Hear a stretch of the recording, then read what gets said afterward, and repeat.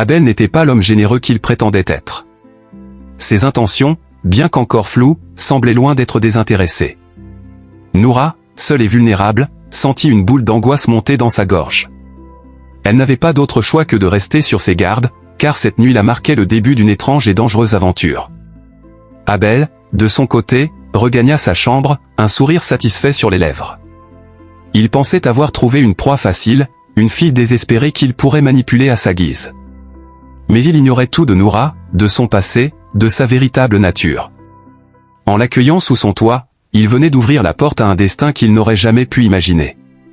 La pluie continuait de tomber dehors, comme un avertissement silencieux. La nuit était profonde, silencieuse, seulement troublée par le crépitement de la pluie contre les fenêtres. Abel, vêtu d'un peignoir en soie, ouvrit discrètement la porte de la chambre de Noura. La lumière du couloir projetait son ombre sur le sol. Il s'approcha du lit où elle dormait, ses pas étouffés par l'épais tapis. Il tendit la main, effleurant presque ses cheveux. Soudain, Noura ouvrit les yeux, son regard vif et alerte. « Chef ? Que faites-vous ici ?» balbutia-t-elle, se redressant brusquement.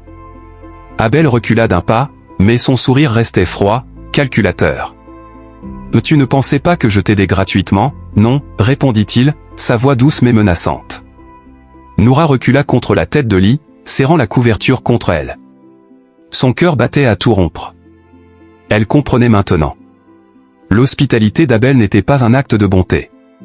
Il attendait quelque chose en retour, quelque chose qu'elle n'était pas prête à donner.